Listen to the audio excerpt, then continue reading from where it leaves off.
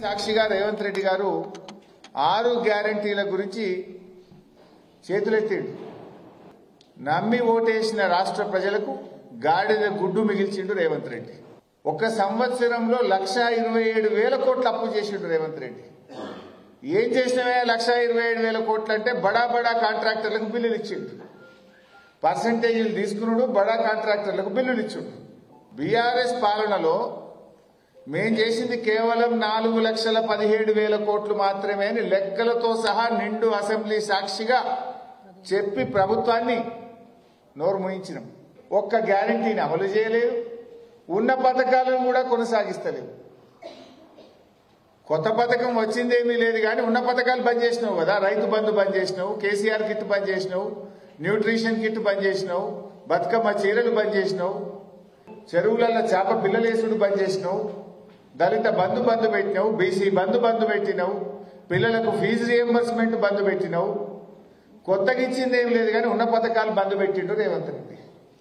కేసీఆర్ గారు అప్పుడే చెప్పిండు, ఈ రేవంత్ రెడ్డి వస్తే రైతు బంధుకు ఎగనామం పెడతాడు, కోతలు పెడతాడు, కాంగ్రెస్ మోసం చేస్తుంది అని కేసీఆర్ గారు ఆ రోజే చెప్పిండ్రు. చెప్తే ఆ రోజు రేవంత్ రెడ్డి ఏమన్నాడో ఒక్కసారి వీడియో చూద్దాం.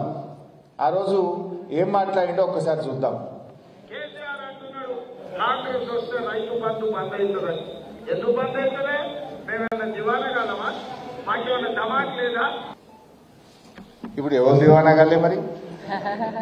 ఇప్పుడు దివానా కాలే ఎవరో రేవంత్ రెడ్డి చెప్పాలి మరి. రైతు బంధు బంద్ అయిందా, బంద్ కాలేదా? మరి ఇప్పుడు ఎవరు దివానా గాళ్ళు ఆయన్నే చెప్పాలి. మరి ఇప్పుడు ఆ రోజు కేసీఆర్ చెప్పింది అది నిజమైంది. వానకాలం ఎగబెట్టిండు, యాసంగికి ఎప్పుడు ఇస్తాడో, ఎంత ఇస్తాడో, ఎవరికి ఇస్తాడో ఇంకా చెప్పే పరిస్థితే లేదు. నాట్లు పడుతున్నాయి, రైతులు అప్పులు తెచ్చుకునేటువంటి పరిస్థితి ఈరోజు ఏర్పడ్డది. కౌలు రైతులకు కూడా ఇస్తా అన్నాడు. ఇప్పుడు వ్యవసాయ మంత్రి అడిగితే మాకు సంబంధం లేదు, అది రైతు కౌలు రైతు చూసుకోవాలంట. ఏంది అసలు నీ ప్రభుత్వంలో నీదో మాట, నీ మంత్రిదో మాట, ఒకరికొకరికి సంబంధం లేదు, ఒకరికొకరికి కోఆర్డినేషన్ లేదు. కౌలు రైతులకు ఇస్తాను ముఖ్యమంత్రి అంటాడు, వ్యవసాయ మంత్రి ఇయ్యం మాకు సంబంధం లేదు, వాళ్ళే చూసుకోవాలి, రైతు కౌలు రైతు అంటాడు. ఎవరిని నమ్మాలి? వ్యవసాయ రంగం బాగుపడాలి, స్వయం సమృద్ధిని సాధించాలని కేసీఆర్ గారు కోతలు లేకుండా రైతు బంధు ఇచ్చిండ్రు. తిండి పెట్టే రైతులకు తొండి చేసి పైసలు ఎగ్గొట్టే పనేమో రేవంత్ రెడ్డి చేస్తుండ్రు. కేసీఆర్ ఏమో తిండి పెట్టే రైతులకు ఎట్లన్నా ₹1 పోవాలి, వాళ్ళకి ఎంత ఇచ్చినా తక్కువే అని కేసీఆర్ అనుకున్నాడు. కానీ తొండి చేసి తిండి పెట్టే రైతులకు ఎట్లా ఎగ్గొట్టాలని రేవంత్ రెడ్డి చూస్తున్నాడు.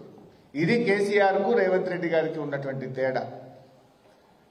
ఇలా రైతుల బతుకులు మార్చేందుకు కేసీఆర్ గారు రైతు బంధును ప్రారంభిస్తే ఆ రైతు బంధును బొందబెట్టే కుట్ర చేస్తున్నాడు రేవంత్ రెడ్డి. ఇలా రైతులందరూ కూడా మేల్కొనాలి, రైతులందరూ కూడా ఎక్కడికక్కడ కాంగ్రెస్ పార్టీ మంత్రులను, ఎమ్మెల్యేలను నిలదీయాలని చెప్పి బీఆర్ఎస్ పార్టీ పిలుపునిస్తా ఉంది. ఇప్పుడు 25వ తారీఖు నాడు మెదక్కి వస్తుండు ముఖ్యమంత్రి గారికి నేను స్వాగతం పలుకుతున్నా. సరే, అమ్మవారి మీద ఒట్టు పెట్టినావు, మాట తప్పినావు, మెదక్ చర్చి మీద ఒట్టు పెట్టినావు, మాట తప్పినావు, ప్రాయశ్చిత్తం చేసుకో. అమ్మవారు చాలా పవర్ఫుల్, ఏడుపాయల అమ్మవారు. ఏడుపాయల అమ్మవారి దగ్గర ముక్కు నేలకు రాసి చెంపలేసుకొని, అమ్మవారు నీ మీద ఒట్టు పెట్టి మాట తప్పినా నన్ను క్షమించు అని ఆ అమ్మవారిని వేడుకో. మెదక్ చర్చ్ ఘనమైన చర్చ్, ఏషియాలోనే 2వ పెద్ద చర్చ్. ఆ యేసుక్రీస్తు మీద ఒట్టు పెట్టి మాట తప్పినావు, ఆడ కూడా ప్రాయశ్చిత్తం చేసుకో యేసుక్రీస్తు దగ్గర.